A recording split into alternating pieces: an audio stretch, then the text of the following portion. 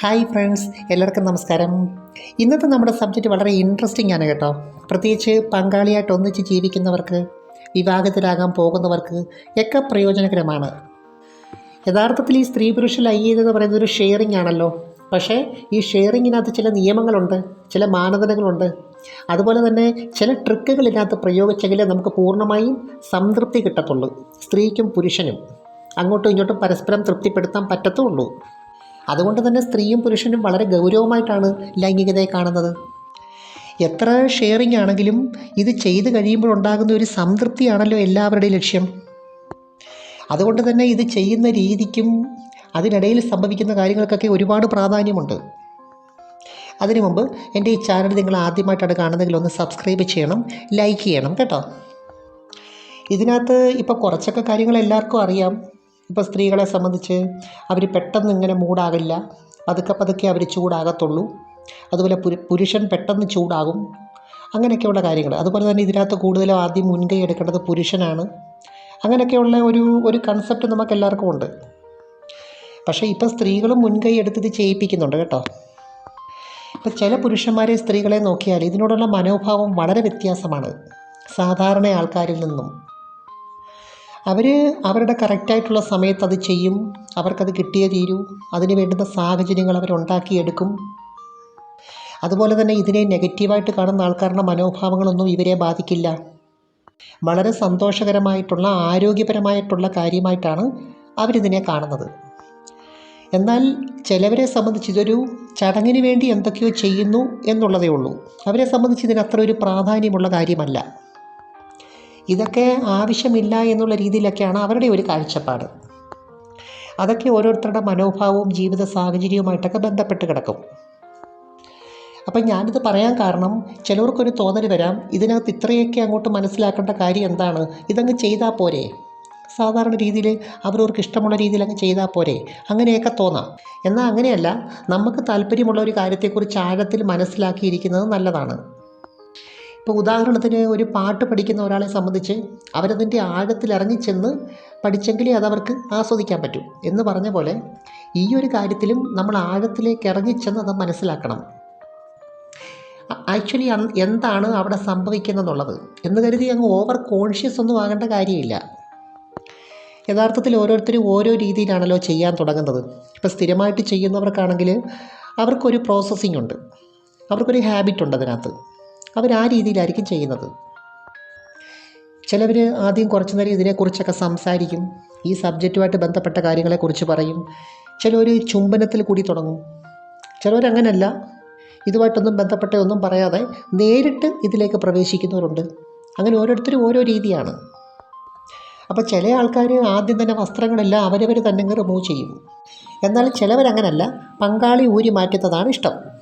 യഥാർത്ഥത്തിൽ ഒരു സ്ത്രീ ഏറ്റവും സുന്ദരിയായിട്ടിരിക്കുന്നത് അവരുടെ വസ്ത്രത്തിലാണ്.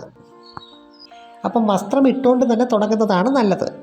അത് തന്നെയല്ല, അവർക്കിതിനകത്തൊരു ആകാംക്ഷ ഉണ്ടാകും. ഓരോന്നോരോന്നായിട്ട് റിമൂവ് ചെയ്യുമ്പം രസകരമായ ഒരു അനുഭവമായിട്ടും അവർക്ക് തോന്നും. അതുപോലെ ഷഡ്ഡി മാത്രം ഇട്ടുകൊണ്ട് ഫോർപ്ലേ ചെയ്യുന്നത് എല്ലാ സ്ത്രീകൾക്കും വളരെയേറെ ഇഷ്ടമാണ്. അപ്പോൾ ഇതിനകത്ത് ചില പുരുഷന്മാർ ഇത് വേഗത്തിൽ എങ്ങനെയെങ്കിലും അങ്ങ് ചെയ്ത് തീർക്കാനുള്ളൊരു ടെൻഡൻസി കാണിക്കും.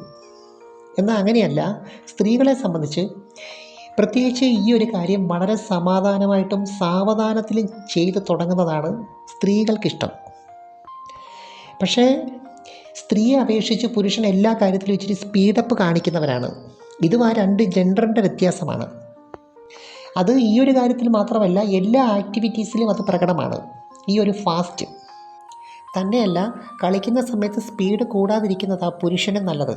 കാരണം ഈ ശീഘ്രസ്ഖലനം പോലൊക്കെയുള്ള സാഹചര്യം കൂടാനായിട്ട് കാരണമാകും. ആ ഒരു കാര്യത്തിൽ പല പുരുഷന്മാർക്കും ഒരു ആങ്സൈറ്റി ഉണ്ട്. കുറച്ചൊന്ന് ശ്രദ്ധിച്ചാൽ മാറ്റിയെടുക്കാവുന്നതേ ഉള്ളൂ. അതേക്കുറിച്ച് വിശദമായിട്ട് പിന്നീടൊരു വീഡിയോ ചെയ്യും.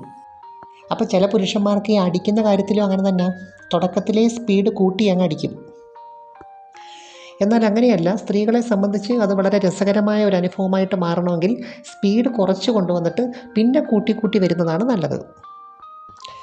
അപ്പോൾ പലർക്കും ഒരു കൺഫ്യൂഷൻ വരും, ഏറ്റവും കൂടുതൽ സ്പീഡിൽ അടിക്കേണ്ടത് എപ്പോഴാണെന്നുള്ളത്.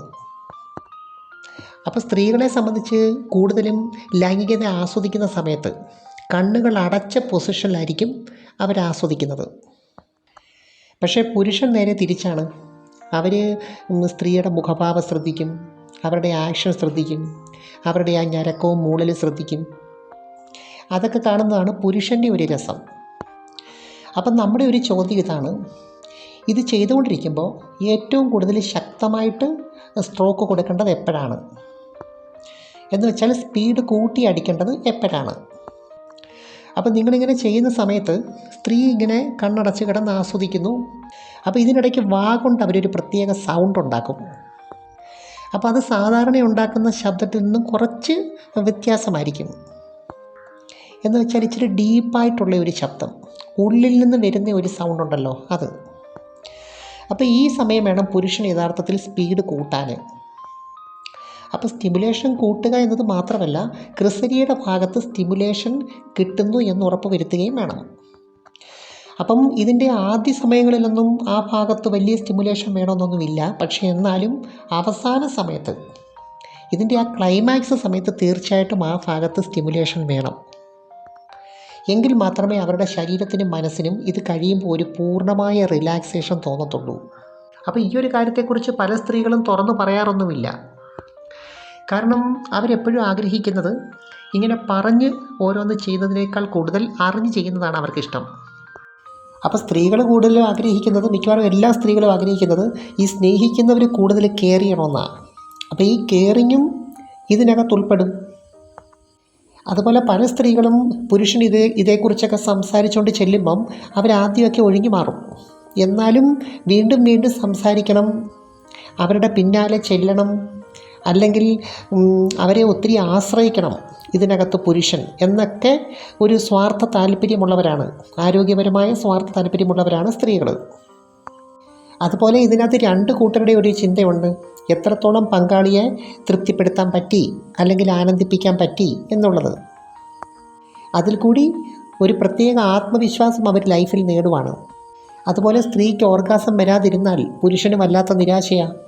അവരുടെ സ്നേഹം കുറഞ്ഞു പോകുമോ, ഇഷ്ടം കുറഞ്ഞു പോകുമോ എന്ന് ചിന്തിക്കുന്നുണ്ട്. ഇങ്ങനൊരു കാര്യം ഉള്ളതുകൊണ്ടാണ് പറയുന്നത്, എപ്പോഴും സ്ത്രീക്ക് ഓർഗാസം വന്നതിന് ശേഷം പുരുഷന് ഇജാക്കുലേഷൻ വരുന്നതാണ് നല്ലത്. അപ്പോൾ ഈ സ്പീഡ് കൂട്ടുന്ന സമയത്ത് ഇജാക്കുലേഷനെ കൺട്രോൾ ചെയ്യാനുള്ള ഒരു മൈൻഡ് സെറ്റ് പുരുഷൻ ഉണ്ടാക്കിയെടുക്കണം. അതുപോലെ പുരുഷനെ സംബന്ധിച്ച് ചിന്തകളെ മാറ്റി, ഈ സമയത്ത് ലൈംഗികപരമായിട്ടുള്ള ചിന്തകളെ മാറ്റിയിട്ട് ഇജാക്കുലേഷനെ നിയന്ത്രിക്കാൻ പറ്റും. ഞാൻ നേരത്തെ അതുമായിട്ട് ബന്ധപ്പെട്ടൊരു വീഡിയോ ചെയ്തിട്ടുണ്ട്. അപ്പോൾ ഇങ്ങനെയൊക്കെ കൺട്രോൾ ചെയ്യുന്ന പുരുഷന്മാരോട് സ്ത്രീകൾക്കൊരു പ്രത്യേക ആരാധനയുണ്ട്, പ്രത്യേകിച്ച് ഒരു പ്രായം കഴിഞ്ഞ സ്ത്രീകൾക്ക്.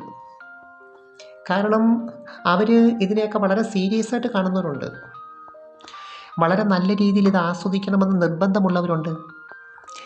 അപ്പം മറ്റൊരു വീഡിയോയുമായി വീണ്ടും കാണാം.